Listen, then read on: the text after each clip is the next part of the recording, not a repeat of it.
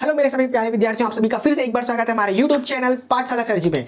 तो इस वीडियो में हम लोग आपके लिए लेकर आए हैं सामाजिक विज्ञान सोशल साइंस के बारे में। सारे एमसीक्यू को लेकर आने वाले हैं। क्लास 10 सीजी बोर्ड जो होने वाला है, अगर आप सीबीएसई में पढ़ते हैं तो भी आप बिल्कुल देख सकते हैं।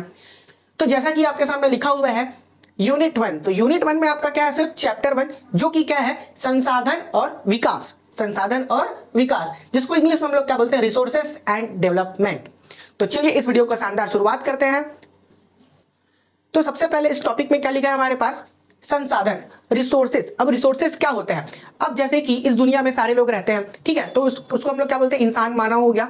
इसमें आपके सभी आ जाएंगे, दोनों जेंडर आ जाएगा, जितने भी लोग हैं सब आ जाएंगे।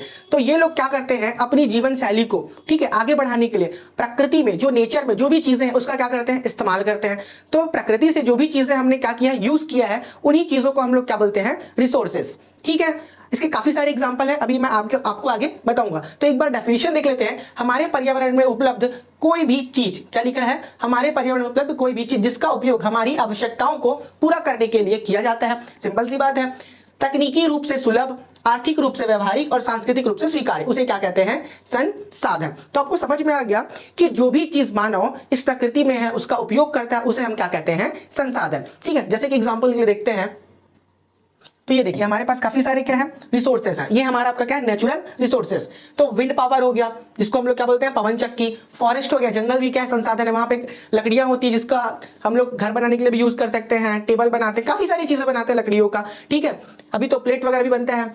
उसके बाद क्या, एनिमल रिसोर्सेस, गाय हो गया, गाय का दूध को हम लोग यूज करते हैं कि नहीं, खाने पीने के लिए, और भी सारी चीजें हैं।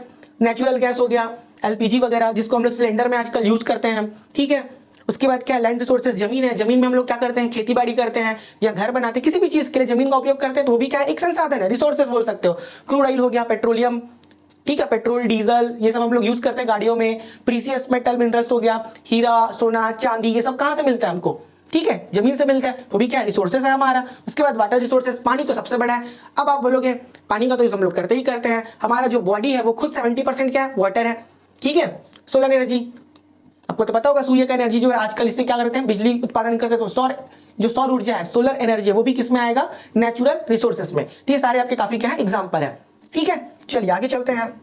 तो अगला टॉपिक आता है हमारा डेवलपमेंट। ठीक है, अब डेवलपमेंट क्या होता है, ठीक है, अब रिसोर्सेस है, रिसोर्सेस का हमने क्या किया, यूज किया। तो किस लिए यूज किया, कि हम जो पहले से हमारे पास सामान है, उस सामान में थोड़ा सा कोई भी काम कर रहे हैं तो हमको क्या हो जाए, काम आसान हो जाए। तो अपने कामों को आसान बनाने के लिए हमने क्या किया, रिसोर्स का यूज किया, और रिसोर्स का यूज करके कोई सामान बनाया जिससे हमारा काम क्या हो जा रहा है, अब ईजी हो जा रहा है। ठीक है, अब पहले के समय में खेती होता था तो लोग वहां जाते थे, हाथ से ही उस घास को उखाड़ते थे, है ना, या फिर धान को, या उसको कटाई बोलते थे।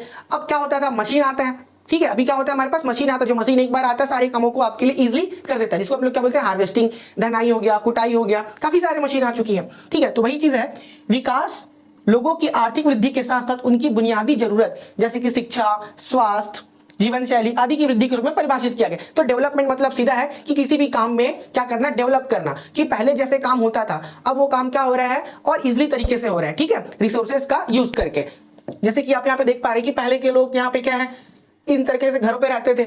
अभी हमारा जो एडवांस रूप है वो ऐसा हो चुका है, सिटी के रूप में बन चुका है। तो पहले हम लोग जैसे भी रहते थे उस हिसाब से हमने भी क्या कर लिया, डेवलप कर लिया। और किसका यूज किया यहाँ पे, नेचुरल रिसोर्सेज का। तो ये आपका एक सिर्फ एग्जांपल है, ठीक है, कि पहले के लोग ऐसे रहते थे, अब उन्होंने धीरे धीरे क्या किया, डेवलप किया, चीजों को यूज किया, समझा, और इस तरीके से क्या बनाया, सिटी बनाया। ठीक है, तो सिंपल सी बात है, डेवलप मतलब क्या होता है, विकास करना, चीजों को थोड़ा सा और सिंप्लीफाई करना, ईजी बनाना। ठीक है, चलिए नेक्स्ट पे चलते हैं। तो इसी के साथ हमारा जो पहला क्वेश्चन है वो आप सभी के लिए आ चुका है। क्या लिखा है, साइलेंट स्प्रिंग, निस्तब्ध बसंत पुस्तक के लेखक कौन है। तो चार ऑप्शन है आपके पास, Eugene P Odum, Rachel Carson, James Lyons Wheeler, और चौथा ऑप्शन है ईओ विल्सन। ठीक है, तो इस क्वेश्चन का आंसर आएगा option number B, Rachel Carson, जो कि इस बुक के क्या है, लेखक है। तो आइए इस बुक के बारे में भी जानते हैं थोड़ा सा। तो बुक है आपका साइलेंट स्प्रिंग, जिसके लेखक कौन है, रेचल कार्सन। तो किसके बारे में था, कब की बात है, 1962 की बात है आपका। ठीक है, रेचल कार्सन एक साइलेंट स्प्रिंग अद्भुत पर्यावरण विज्ञान, किसके बारे में, पर्यावरण विज्ञान पुस्तक है, जिसने कीटनाशक के उपयोग में, ठीक है, के बारे में जागरूकता बढ़ाई, जिसने आधुनिक पर्यावरण और आंदोलन को बढ़ावा मिला। अब जो आपका कीटनाशक क्या है वो खेतों में यूज करते हैं, ठीक है, ताकि जो कीड़े मकोड़े हैं वो क्या हो जाए, मर जाए। अब इससे पानी भी खराब हो सकता था, तो उस समय उन्होंने 1962 में रेचल कार्सन ने उसके बारे में क्या लिखा, बुक लिखा। आप बिल्कुल पढ़ के देखिए, ठीक है, और कमेंट करके बताइए बुक कैसा लगा। तो अगला क्वेश्चन हमारे सामने है, जल संरक्षण की कोई आवश्यकता नहीं है। ये हो गया हमारा स्टेटमेंट। कारण बोला है वर्षा जल से भूमिगत जल का पुनर्भरण सिंचाई होता है। ठीक है, अब जो स्टेटमेंट है जल संरक्षण की कोई आवश्यकता नहीं है, अगर मैं आपको बोलूंगा जल बचाने की कोई जरूरत नहीं है तो आप क्या बोलोगे सर ये तो बिल्कुल गलत बात है, क्योंकि हमको तो जल बचाना पड़ेगा। तो उस हिसाब से जो हमारा स्टेटमेंट है वो क्या हो गया, रॉन्ग हो गया, क्योंकि यहाँ पे क्या बोला आवश्यकता नहीं है लेकिन हमको तो जल बचाना ही पड़ेगा ना। ठीक है, वर्षा जल से भूमिगत जल का पुनर्भरण सिंचाई हो जाता है क्या। अब देखो क्या बोला वर्षा जल, अब जैसे कि पानी गिर रहा है, ठीक है, अब कहीं कहीं पानी गिर रहा है कहीं कहीं नहीं गिर रहा है, तो जो पानी का लेवल है, अब ये जमीन है, जमीन में पानी कहाँ ऊपर तक आएगा, तो जरूरी कि वर्षा के जल से ही पानी का लेवल बढ़ेगा। और भी इसके क्या है अलग अलग माध्यम है, जिस कारण जो लेवल है पानी का जमीन में वो क्या होता है ऊपर आता है। तो जो हमारा कारण है वो भी क्या हो जाएगा गलत। तो ऑप्शन में आ जाएगा कथन और कारण दोनों क्या है गलत। ऑप्शन नंबर डी हमारा क्या हो जाएगा राइट आंसर। ठीक है, ये आपका डायग्राम है देख लो। सबसे पहले तो होता है ये हमारा जो आपका समुद्र हो गया है ना, या फिर नदी नाला, पानी इधर से निकल के आ रहा है इसमें इकट्ठा हो रहा है, फिर उसके बाद इवोपरेशन हो रहा है, पानी ऊपर जा रहा है। ठीक है, उसके बाद यहाँ से बादल बना कंडेंस होकर ठंडा होगा, अब उसके बाद यहाँ से पानी क्या हो रहा है बरसात हो रहा है, फिर वापस इसी माध्यम में चलते रहता है। लेकिन इस बीच वर्षा जल के साथ साथ और भी ऐसी चीजें हैं जिसके कारण पानी का लेवल क्या होता है बढ़ता है। वर्षा जल बस से ही काम नहीं होता है ना। ठीक है, जल संरक्षण आवश्यक है ताकि हम जल संसाधन का सही उपयोग कर सके। ठीक है, जल की कमी से बच सके। और कारण क्या हमारा वर्षा जल से भूमिगत जल स्तर का पुनर्भरण सिंचाई होता है, यह भी गलत है, क्योंकि वर्षा से मिलने वाले जल का पुनर्भरण या सिंचाई विभिन्न कारकों पर निर्भर करता है और सभी क्षेत्रों में संपूर्ण रूप से नहीं होता, अतः सिंचाई केवल वर्षा जल से नहीं होता। ठीक है, मैंने बताया था कि और भी इसके क्या होते हैं रीजन होता है। तो अगला क्वेश्चन आ चुका है, भूमंडलीय तापमान और पर्यावरण प्रदूषण जैसे वैश्विक परिस्थिति संकटों के पीछे का मुख्य कारण क्या है। ठीक है, क्या लिखा है भूमंडलीय ताप और पर्यावरण प्रदूषण।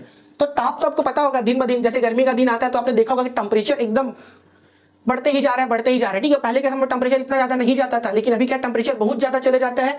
और साथ ही साथ क्या बोला इन्वायरमेंटल पोल्यूशन, पर्यावरण प्रदूषण।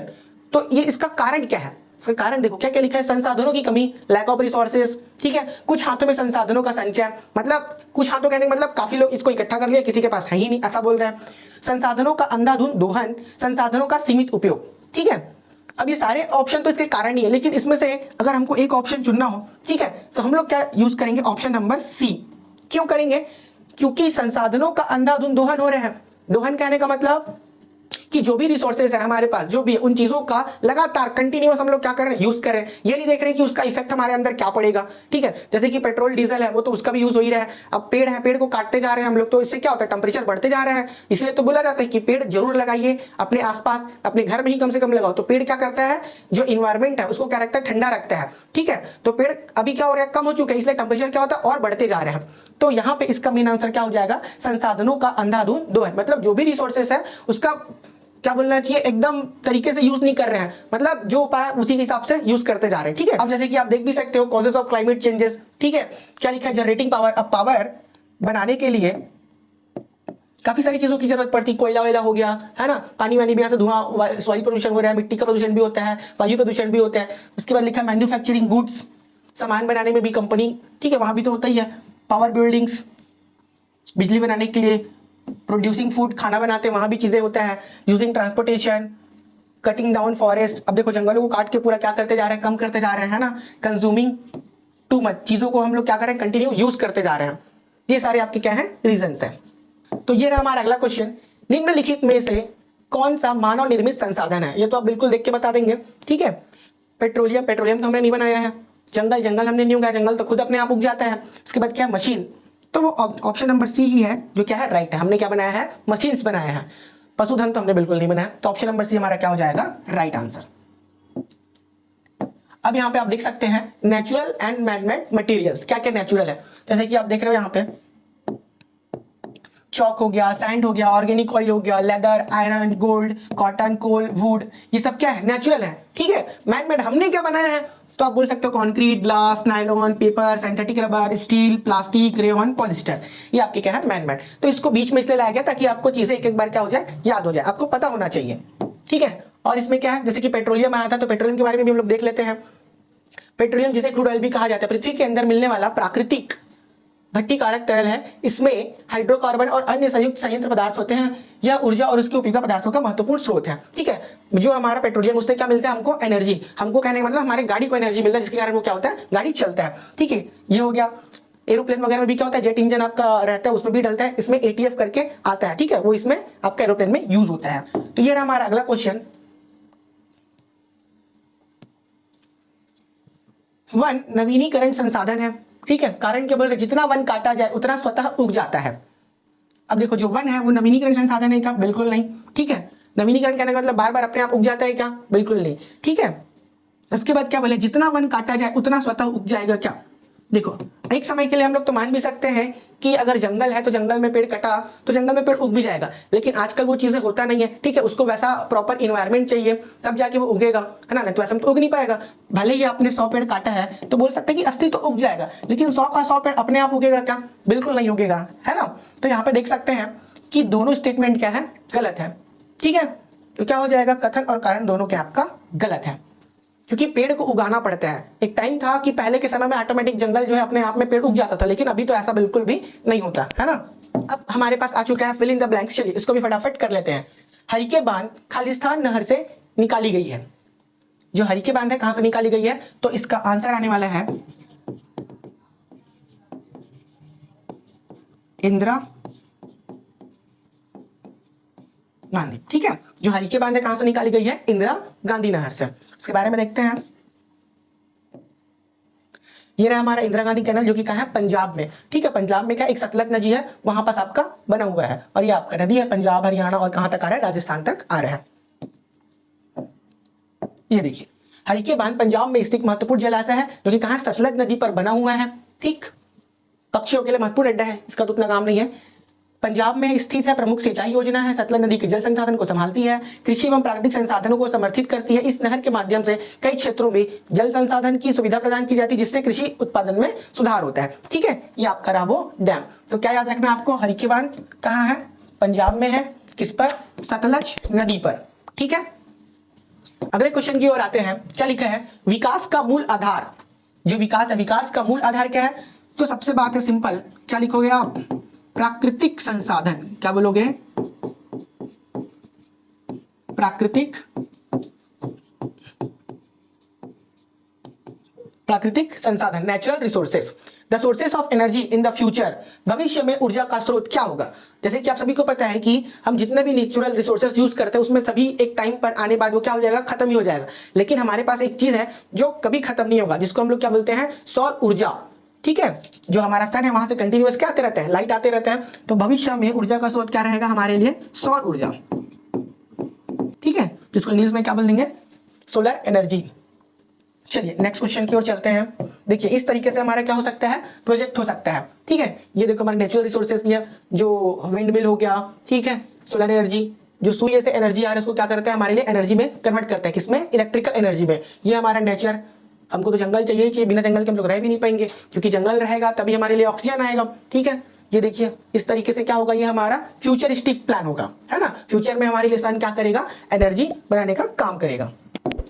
अगले क्वेश्चन की ओर आते हैं। मानव प्रकृति जिन चीजों का उपयोग करता है उन्हें क्या कहते हैं? संसाधन, रिसोर्सेस, संसाधन, ठीक है। अगला क्वेश्चन है, इंडोसल्फान एक खालिस्तान दवाई है, तो यहां पे क्या आ जाएगा? कीटनाशक,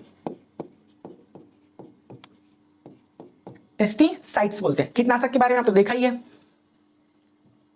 ठीक है। एंडोसल्फान एक प्रकार का कीटनाशक है जो कृषि में प्रयुक्त होता है। यह जल प्रदूषण कर सकता है, ठीक है। अब देखो एक आदमी है जो मशीन में क्या रखा है? कीटनाशक रखा है, और इसको क्या करते हैं? खाने वाली चीजों पे जो हम लोग उगाते हैं उन पे क्या कर रहे हैं? छिड़क रहा है। तो कीड़ों को तो मार रहा है, लेकिन साथ साथ नीचे में क्या? पानी हो गया, खाना हो गया, इसको भी ये क्या कर सकता है? बर्बाद कर सकता है, अगर ज्यादा मात्रा में यूज किया गया तो, ठीक है। वैसे देख के यूज किया जाता है। कीटनाशक एक प्रकार का रसायन होता है जो कीटों या कीटों प्रकोप को नष्ट करता है, या विभिन्न रोग, कीट और अन्य हानिकारक जीवों को नियंत्रित करने के लिए किया जाता है, ठीक है। डिफरेंट टाइप्स के क्या होते हैं कीटनाशक, उसको भी देख सकते हैं। डीडीटी हो गया आपका, मलाशियन हो गया, न्यूरोनिन हो गया, नीम केक हो गया, और क्या है? पाइरोक्सीफेन। ये उसके बारे में डिटेल्स है, आप इसको रोक के आप एक बार पढ़ लेना, ठीक है। ये नाम आपको एक बार बता दिया गया क्या है? डीडीटी हो गया, मलाशियन हो गया, न्यूरोनिन हो गया, नीम केक हो गया, पाइरोक्सीफेन। ये रहा हमारा आज का मैच द कॉलम, ठीक है। ये भी आपको पेपर में आ सकता है, और सारे ही क्वेश्चन जितना हमने आज कराया है वो सारे के सारे क्वेश्चन क्या है? काफी इंपॉर्टेंट है, ठीक है। तो देखते हैं क्या लिखा है। कोयला का विकल्प, जैविक संसाधन, रासायनिक खाद, सतत नवीनीकरण, परमाणु ऊर्जा। तो कोयला का जो विकल्प है वो कल के डेट में हमारे लिए क्या बना सकते हैं? न्यूक्लियर एनर्जी, ये बना सकते हैं। वायु, अब वायु क्या है? जैविक संसाधन तो है नहीं, रासायनिक खाद, सतत नवीनीकरण। जो एयर है वो क्या है, सतत नवीनीकरण, मतलब कंटिन्यूअस रिन्यूएबल। जो एयर है वो हमेशा क्या होते रहता है, कंटिन्यूअस बनते रहता है, या इसको बोल सकते हैं रिन्यूएबल है ना। वायु, मिट्टी प्रदूषण। अब मिट्टी प्रदूषण क्यों होता है, जब हम लोग मिट्टी में क्या यूज करते हैं, रासायनिक खाद, केमिकल फर्टिलाइजर यूज करते हैं, जिससे कारण क्या होता है, वायु मिट्टी प्रदूषण दोनों होता है ना। चौथा है आपका लौह अयस्क, आयरन। तो लौह अयस्क क्या है, एक बार यूज करने के बाद इसका काम क्या हो जाता है, खत्म, इसको दोबारा यूज नहीं कर सकते। इसको क्या बोलते हैं, चक्रीय अनवीनीकरण, साइक्लिक नॉन रिन्यूएबल, ठीक है, इसको दोबारा रिजनरेट नहीं कर सकते। मिनरल ऑयल, खनिज तेल, जो कि क्या है, बायोलॉजिकल रिसोर्सेज, इसका आंसर आ जाएगा आपका ए। तो इस तरीके से आपका क्या होता है, मैथ्स कॉलम भी खत्म होता है। अब उसके बाद देख लेते हैं 9 reason we need more nature. हमको नेचर क्यों जरूरी है, ठीक है। तो सबसे पहला कारण क्या बोले, capture carbon, it locks it way. Carbon को क्या करता है, एब्जॉर्ब करता है और हमारे लिए क्या देता है, ऑक्सीजन, ठीक है। उसके बाद है vital for clean air and water. देखो अब ऑब्वियस सी बात है, हमको यहाँ पे जिंदा रहना तो क्या चाहिए, क्लीन एयर चाहिए, और साथ साथ क्या चाहिए, क्लीन पानी भी तो चाहिए, तभी तो हम पी के रह पाएंगे। तीसरा है क्रूशियल फॉर हेल्थी फूड। जमीन अच्छा रहेगा तभी तो उसमें अच्छा अच्छा खाना उगेगा, जिसको खाकर हम लोग क्या रहेंगे, तरो ताजा रहेंगे। चौथा लिखा है हमारे लिए essential for wildlife plant to thrive. अब जंगली जानवर रहेंगे तो वो लोग फूड चेन को भी कंप्लीट करते हैं, और काफी सारी ऐसी चीजें हैं जो जानवर हमको जोड़ के रखती है। प्रिवेंट फ्लूडिंग सॉइल इरोजन, ठीक है। अब देखो जैसे हवा चलता है तो मिट्टी उसके साथ साथ बह जाता है, तो अगर पेड़ रहेगा, ठीक है, तो मिट्टी को क्या करता है, पकड़ के रखता है, और काफी सारे प्रोटीन न्यूट्रिएंट उसको भी क्या करता है, पकड़ के रखता है। Good for human health and wellbeing, ठीक है।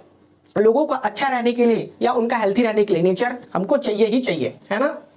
फिल्स विथ ऑ एंड वंडर। अब देखो हमको एक अच्छा इन्वायरमेंट चाहिए तो नेचर होगा तभी तो इन्वायरमेंट होगा। Our legacy for the children today and tomorrow.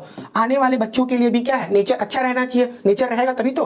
Repair the damage we cost. और हम लोग क्या है, मानव है, तो हम लोग कुछ ना कुछ करके क्या करते हैं, नेचुरल रिसोर्सेज को हमेशा नुकसान पहुंचाते रहते हैं, या प्रकृति या नेचर को क्या करते हैं, डैमेज करते हैं। उस डैमेज को भी कौन ठीक करता है, नेचर ही ठीक करता है, ठीक है। तो ये सारे वो कारण है जिसको वो हमारे लिए क्या है, नेचर बहुत जरूरी है, ये चीजें को बता रहे हैं। तो आप सभी के लिए इस वीडियो में इतना ही, मिलते हैं नेक्स्ट वीडियो में, तब तक के लिए थैंक यू, अलविदा, जय हिंद।